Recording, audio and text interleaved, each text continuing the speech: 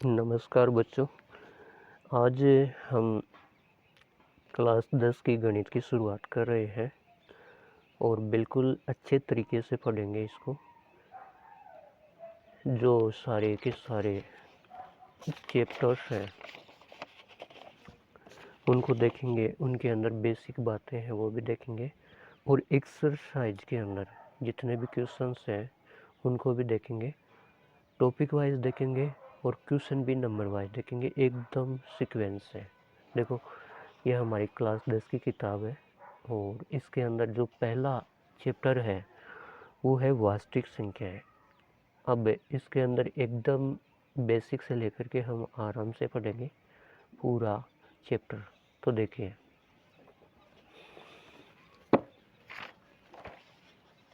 हमारे जो चैप्टर का नाम है वो वास्तविक संख्या था ये। तो सबसे पहले हम ये देखेंगे कि वास्तविक संख्या तक हम पहुँचे हैं तो कितने स्टेप पार करके आए हैं। ऐसा तो है नहीं कि वास्तविक संख्या डायरेक्ट ही आ गया है, पहले छोटी छोटी चीज़ें आई, फिर उसमें थोड़ा थोड़ा जुड़ता गया, तब जाकर के हम वास्तविक संख्या तक पहुँचे हैं। तो सबसे पहले प्राकृत संख्या, नेचुरल नंबर्स। यहाँ पे हम जानते हैं एन से डिनोट करते हैं, इसको प्रदर्शित करते हैं। एन बराबर 1, 2, 3, 4, 5 और ये संख्याएं चलती जाएंगी, 6, 7, 8, 9, 10, 11, 12, मतलब चलती जाएंगी, अनंत तक ये चलती जाएंगी। इनके बारे में हम डिटेल से यहाँ बात नहीं करेंगे, जहाँ ज़रूरत होगी वहाँ कर लेंगे, ठीक है। इसके बाद में जब इन प्राकृत संख्याओं में ये जीरो और शामिल कर दिया तो एक नया समूह प्राप्त हुआ, उसको हम कहते हैं पूर्ण संख्याएं, वोल नंबर्स। इसको W से प्रदर्शित करते हैं। W बराबर 0, 1, 2, 3, 4, 5, 6, 7, 8, 9, 10 ये चलता जाएगा। 100, 101, 102, 103, मतलब ऐसे चलता ही जाएगा आगे। 1000, 1, 1001, 1002 ऐसे चलता जाएगा। इसके बाद में जो अगली स्टेप है वो है पूर्णांक संख्याएं, इंटीजर्स। तो यहाँ पे क्या किया कि ये पूर्ण संख्याएं तो है ही है, इसमें से नेगेटिव संख्याओं को और शामिल कर लेते हैं। जब इन संख्याओं में नेगेटिव संख्याओं को और शामिल कर लेते हैं तो ये हमारे पास में पूर्णांक संख्याएं प्राप्त होती है। और इनको हम एक नंबर लाइन पर लिख भी सकते हैं, संख्या रेखा पर लिख भी सकते हैं कि ये बीच में आप जीरो मान लो। और जब आप इधर चलोगे तो 1, 2, 3, 4, 5 ऐसे चलते जाओगे, 6, 7, 8, 9, 10 इधर पॉजिटिव संख्याएं आएंगी। और जीरो से इधर चलोगे आप तो -1, -2, -3, -4, -5, -6, -7, मतलब ये चलती जाएंगी। और ये तीर का निशान है, इसको आप कितना ही बढ़ा लो इधर, ये चलती जाएंगे। तो जब जीरो, पॉजिटिव नंबर्स और नेगेटिव नंबर्स को हम जोड़ते हैं, एक जगह एक समूह में रखते हैं, तब हमारे पास में पूर्णांक संख्याएं प्राप्त होती हैं। इसके बाद में आती है परिमेय संख्याएं। इनको रेशनल नंबर्स बोलते हैं। वे संख्याएं जिनको P बटा Q के रूप में व्यक्त किया जा सके परिमेय संख्याएं कहलाती हैं, जहाँ P तथा Q पूर्णांक है। P तथा Q क्या है? पूर्णांक। ये संख्याएं हैं सारी की सारी। और साथ में ये भी ध्यान रखना है कि नीचे वाला जो हर है Q बराबर नॉट इक्वल टू 0 होना चाहिए।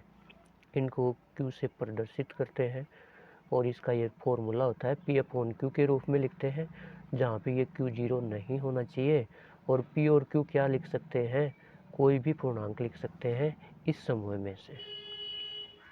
अब जैसे एक बच्चे ने पूछा कि सर क्या 0 परिमेय संख्या है? हाँ है, क्योंकि 0 को हम 0/1 लिख सकते हैं, तो P बटा Q रूप हो गया। और 0 और 1 दोनों पूर्णांक के अंदर है, बिल्कुल 0 और 1 दोनों पूर्णांक के अंदर है। फिर क्या हुआ? ये बोल रहा है कि Q भी नॉट इक्वल टू 0 नहीं होना चाहिए, तो देखो यहाँ पे क्यों नॉट इक्वल टू 0 नहीं है, लेकिन 0 में किसी भी संख्या का भाग देते हैं तो कोई फर्क नहीं पड़ता है। तो 0/1 बराबर 0, 0 परिमेय संख्या है।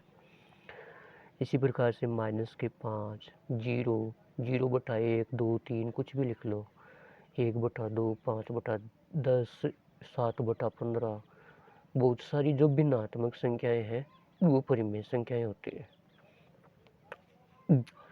इसके बाद में हम बात करते हैं अपरिमेय संख्याओं की, इर्रेशनल नंबर्स। इनको एस या क्यू डैश से प्रदर्शित करते हैं। अब यहाँ पे एक छोटी सी बात ध्यान देनी होगी कि जब हम रूट के अंदर संख्याओं को लेते हैं तो देखो √1 ले लेते हैं तो √1 का तो स्क्वायर 1 ही होता है, तो वो तो परिमेय आ जाएगी। √2 लेते हैं, इसका वर्गमूल नहीं निकलता है। √3 लेते हैं, नहीं निकलता है। लेकिन √4 लेते हैं तो इसका वर्गमूल निकल आता है। √4 का वर्गमूल 2 होता है, हम जानते हैं, और 2 का स्क्वायर 4 होता है, और 4 का वर्गमूल 2 होता है। इसी प्रकार से 9 का वर्गमूल 3 होता है, 16 का वर्गमूल 4 होता है, 25 का वर्गमूल 5 होता है। जिनका पूरा पूरा वर्गमूल निकल जाता है वो परिमेय संख्याएं होती हैं, और जिनका पूरा पूरा वर्गमूल नहीं निकलता है वो अपरिमेय संख्याएं होती हैं। जैसे √2, √3, √5, √6, √7, √8, √9 नहीं लिखा हमने क्योंकि इसका तो वर्गमूल निकलता है, √10, √11, इस प्रकार से। तो अपरिमेय संख्याएं कौन सी है? ये नीचे वाली है अपरिमेय संख्याएं, क्योंकि इनका पूरा का पूरा वर्गमूल नहीं निकलता है। अब देखो सभी को एक सारांश के रूप में देखते हैं। एक थैला है हमारे पास में, उसमें प्राकृत संख्याएं भी हैं, पूर्ण संख्याएं भी हैं, पूर्णांक संख्याएं भी हैं, और परिमेय संख्याएं भी हैं। ये सारी संख्याएं एक थैले में है। इन सबको हम देखो, जब प्राकृत संख्याओं में 0 जोड़ा तो पूर्ण हो गई, जब नेगेटिव नंबर जोड़ा तो पूर्णांक हो गई, और जब उनको p/q के रूप में लिख दिया और q बराबर नॉट इक्वल टू 0 का ध्यान रखना है तो ये परिमेय होगी। ये एक थैला है। ये दूसरा थैला है जिसको हम अपरिमेय संख्याएं कहते हैं। ये इनसे बिल्कुल अलग होंगी, अपरिमेय संख्याएं परिमेय से बिल्कुल अलग होंगी। इनके अंदर ये संख्या आएंगी √2, √3, √5, √6, इस प्रकार की। और जब इन परिमेय संख्याओं वाले इस पूरे बैग को और इन अपरिमेय संख्याओं को जोड़ते हैं तब हमारे पास में वास्तविक संख्याएं प्राप्त होती हैं, जिसको हम रियल नंबर्स बोलते हैं। और यही हमारे आज के टॉपिक का नाम है। तो इतनी स्टेप पार करके प्राकृत संख्याएं, पूर्ण संख्याएं, पूर्णांक संख्याएं, परिमेय संख्याएं, अपरिमेय संख्याएं, और इनको मिला करके वास्तविक संख्या, इतनी स्टेप पार कर हम वास्तविक संख्या पे पहुंचते हैं। तो मिलते हैं अगले वीडियो में। Thank you.